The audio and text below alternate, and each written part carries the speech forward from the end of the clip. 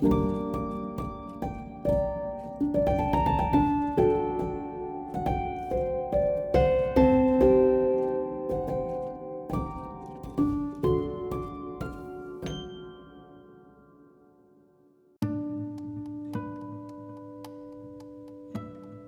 line. One line can represent a bridge, the edge of a table, a washing line, corners,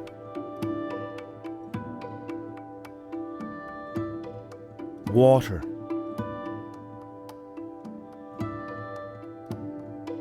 horizons.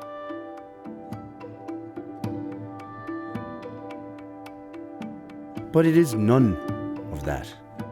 It is always one line. Lines, points, and flat shapes are always abstract elements, even if they represent reality.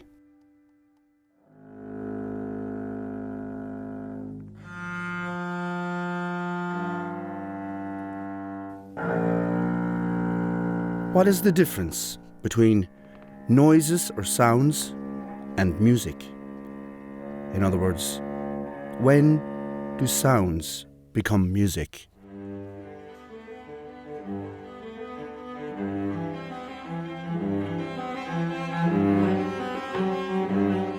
When we listen to a melody or a rhythm, we do not listen to one note and then another one in a separate and independent way.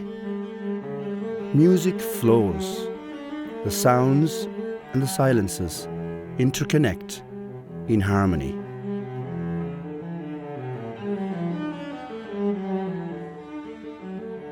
Musicians work with sounds and silences. Painters and draftsmen do it with lines, points, and flat shapes. These are the substantive elements. It is not a coincidence that Kandinsky titled his book Point and Line to Plane. These are the substantive elements of any work. Somebody could think so are the colours, the texture, the opacity and transparency. These are adjectives of the substantive elements. One line is blue or a shape is red. All the history of art's paintings are made with points, lines and flat shapes. Let us start from the beginning. More than 5,000 years ago, our ancestors did paint already. Painting is not a manual act alone. It is also a mental action, an intellectual capacity. On the cave paintings, the first history of art's paintings, we already find visually related sources that we still use nowadays. The rhythm, the repetition of equal or similar elements produces a visual association. The repetition is always a way to relate elements. In music, the repetition of sounds and rest is the rhythm. In poetry, the numbers of syllables are repeated, and rhyme is also repetition, creating rhythm.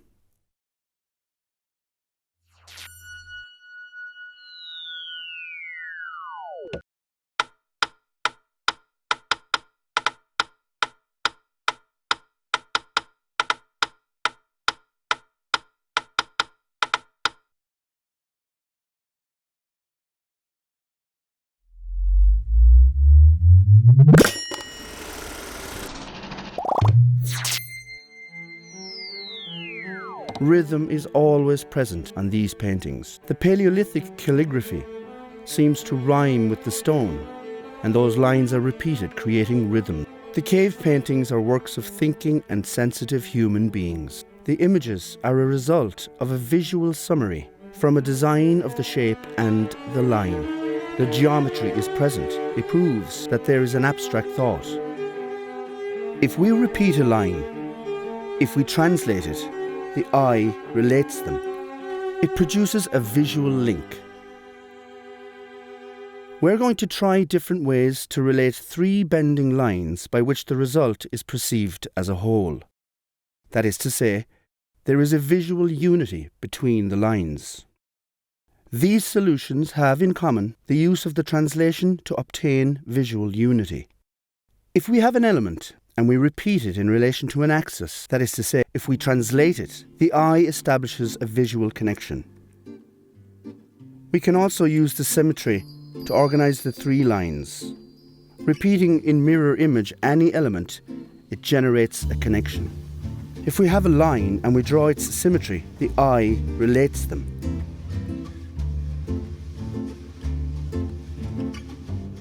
In these examples, the visual link is created by the rotation of the repeated element. If we think about it, we could say that the rotation is a translation where the axis is a circle. Many of the works of Modigliani were made with repeating arcs. He utilized one or two types of arc. It is always the same curved line that repeats with the same size or with the same proportion. It is to say, the relation between the arc line and the arrow is always the same. In this case, we find a line much longer than the arrow. It is a very open arc that repeats along the whole drawing, always proportionally.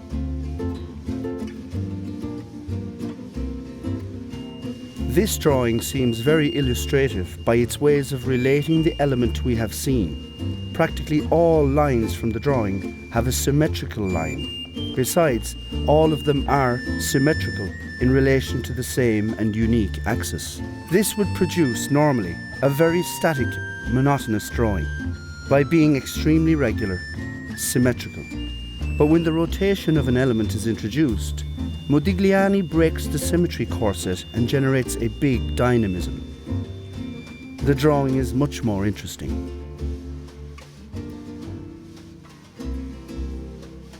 The center of rotation is a point that belongs to the axis of symmetry. The head and the leg that are at the background are not symmetrical and do not have a symmetrical line compared to the other ones. They are lines that are related by rotation. The shape of the head rotates and becomes a leg.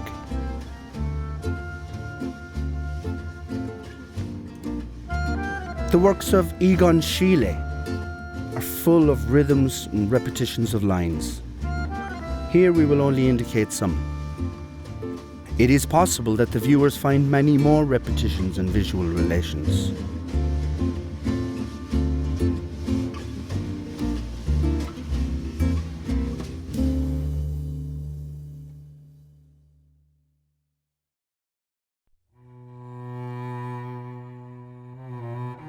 The undulating lines of Van Gogh, like any undulating line, it is an arc that repeats and rotates 180 degrees once and twice.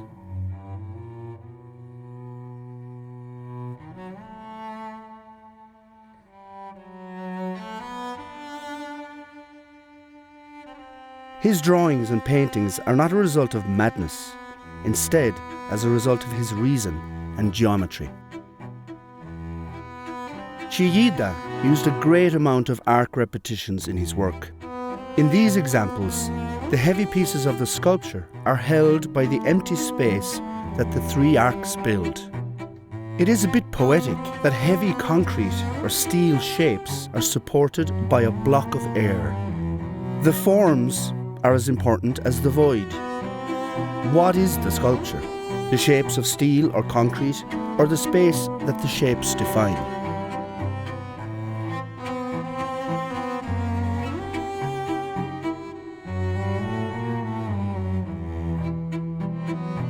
If we cut a piece of cardboard according to three straight lines from different directions and length, we obtain two shapes, black and the other white. The cut line is the link between the three lines. The line moves in translation.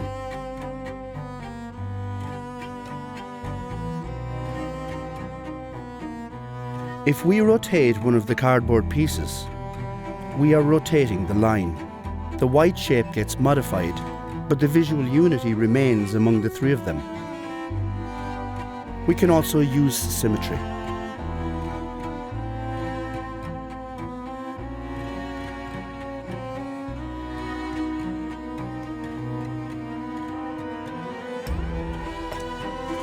With this simple procedure, Oteiza creates a sculpture that produces an endless amount of solid and hollow shapes, full of perfect harmony and visual unity.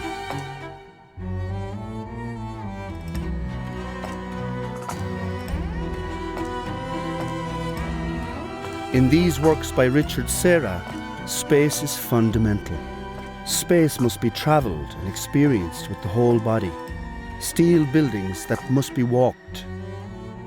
This imposing sculpture is the path of an oval as it rises and rotates. The steel sheets barely limit the space. The sculpture is the space itself. Here too, geometry, rhythm and repetition play a fundamental role.